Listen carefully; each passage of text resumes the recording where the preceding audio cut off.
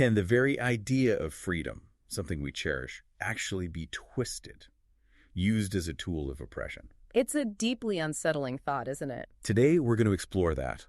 We're looking at how that deep human yearning for freedom, for self-improvement, managed to exist, even flourish, within the absolutely brutal reality of American slavery. And we're doing that through the eyes of Frederick Douglass, looking closely at his autobiography. Right. It's the kind of reflection that resources like Mindful Moments over on YouTube really encourage. They use AI for book analysis, sparking that kind of critical thinking. It fits perfectly. So our goal here is really to understand the resilience, how someone facing just unimaginable odds found ways to seek knowledge, to claim some agency. And what's so striking right from the start is Douglass's awareness. Even as a child, he had this sense, almost instinctive, that his situation was wrong, unjust. He couldn't fully grasp it all yet, obviously. No, not the whole system. But he mentions, observing other enslaved people, those who'd never known any kindness.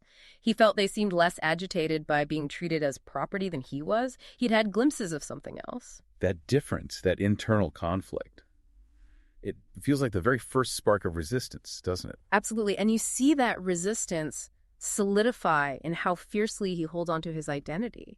Think about his name. Frederick Augustus Washington Bailey. He kept Frederick. Exactly. He sheds the middle names later, but even when masters tried to force other names on him, he clung to Frederick. It was his. And then Douglass comes later from the Lady of the Lake, which is fascinating in itself. It really is. But that insistence on Frederick, it's such a powerful, fundamental need to define yourself when the whole system is trying to erase you, to make you just property. It's more than just the name, too. He talks about remembering places, remembering the names of his enslavers. Yes.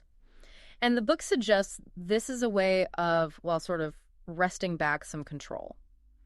By holding on to those details, his history, their history as it relates to him, he refuses to let them completely own the narrative. It's a quiet assertion, but incredibly powerful. Definitely. Then, the big turning point, learning to read. And it's almost ironic how it happens. The classic forbidden fruit situation. His mistress starts teaching him, being kind initially. And then the master finds out and absolutely forbids it. He lays out why it's dangerous for them to let a slave read. And that prohibition, that explanation of why it's forbidden, that's what truly ignites Douglass's desire. It's like, that's the pathway out. Exactly. The master's attempt to control him completely backfires. It fuels this unstoppable thirst for literacy. You also see the terrible impact of slavery on the mistress herself. Her initial kindness just gets corroded by the power dynamic. Douglass observes that so keenly. He sees how the institution itself damages everyone involved, how it erodes basic human compassion in those who hold power. And the book he gets his hands on, The Columbian Orator. Oh, that was huge. Huge. It wasn't just about learning words. It exposed him to arguments, actual reasoned arguments against slavery. The whole concept of emancipation through dialogue. Imagine encountering that, finding the language, the logic, for the freedom you already feel you deserve instinctively. It gave him a framework of validation. It's the power of ideas right there. It wasn't just information. It was a lens to understand his own oppression and, crucially, to imagine a way out. It armed him intellectually. Then there are these moments of, unexpected connection. The Irishman on the wharf. Right, who just offer him sympathy, advise him to run north. Completely unexpected. These are men who likely had their own struggles, but they saw his situation and just connected on a human level. It's a powerful reminder that empathy can cross those societal divides, even in a place so deeply fractured by injustice. Maybe they recognized a shared sense of hardship or just the fundamental wrongness of his situation. It speaks volumes, that moment. It really does. And his determination, just the sheer grit involved in learning to write. Without any formal tools, really. Using a board fence, a brick wall, bits of chalk, practicing by copying italics out of Webster's spelling book. I mean, the dedication is just incredible. It underlines that deep human drive, doesn't it? For self-improvement, for agency. He understood that literacy was the key. It wasn't just reading. Writing was another level of unlocking autonomy. These weren't just lessons. They were acts of self-empowerment. Absolutely. Done in secret, fighting for it. And he shares that drive. The clandestine Sabbath school he starts under Mr. Freeland. Yes, teaching fellow slaves. That shared desire for knowledge, gathering in secret. It's so moving. Especially when you remember that an earlier attempt at a similar school was violently shut down. By church leaders. Right. The very people you'd think would champion enlightenment. It just throws the hypocrisy of so many religious slaveholders into sharp relief, doesn't it? Their public piety versus their private cruelty and their active suppression of knowledge.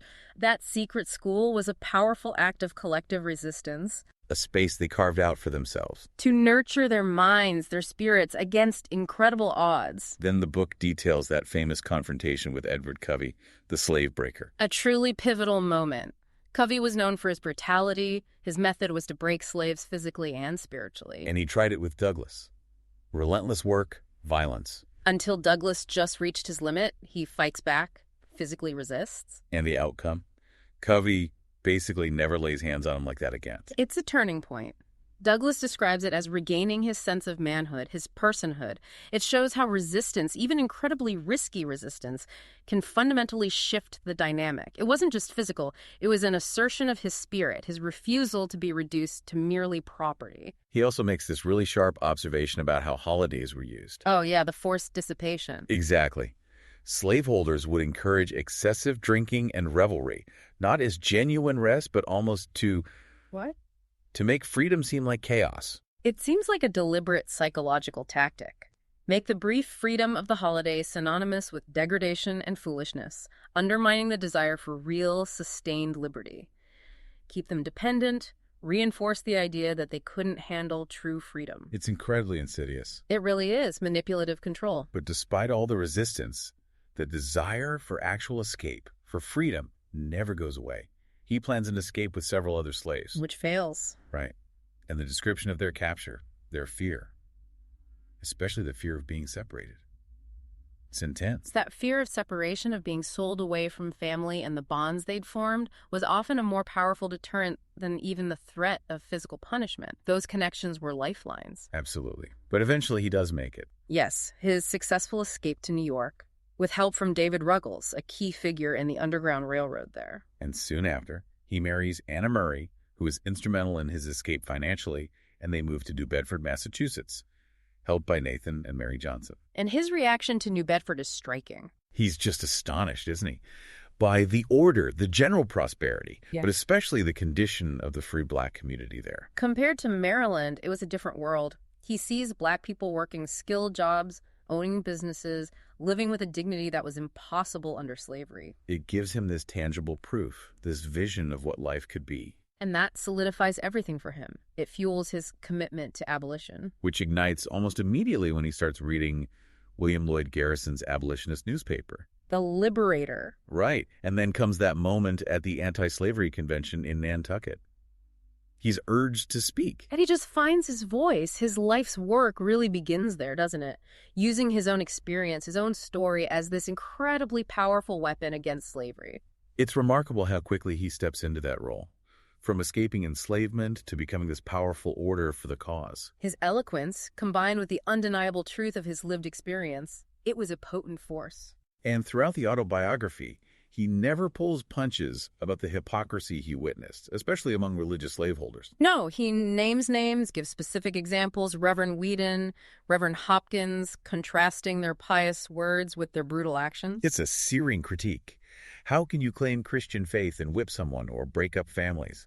He forces you to confront that contradiction. It was a crucial part of his argument, challenging the moral fabric of a nation that allowed such things. So when we look back at these experiences Douglass shares, what are the core takeaways for you?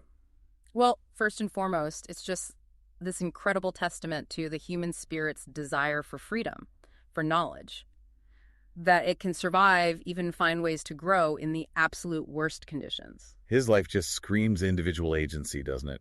That pursuing knowledge, pursuing moral growth, these are acts of resistance in themselves. Absolutely. And it highlights how vital literacy was, how important community and solidarity were, and how both those subtle acts of defiance, like holding on to his name, and the overt ones, like fighting Covey, were essential. His story still has so much power. It really does. And for more analysis, more explorations like this one, you could definitely check out Mindful Moments and our podcasts. Which leads us to maybe a final thought for you listening. Thinking about Douglass's struggle for knowledge and agency, how might access to those things still be limited today, maybe in less obvious ways? That's a really important question. And building on that, how can we all work to create environments, communities, where everyone's intellectual freedom is genuinely valued and protected. Something to really reflect on. Definitely. So if this conversation resonated with you, please subscribe, share it with others who might find it valuable. There's a link in the description if you want to purchase Frederick Douglass's autobiography. Reading it yourself is incredibly impactful. Highly recommended. And most importantly, keep thinking critically. Keep questioning the narratives that shape our understanding of the world.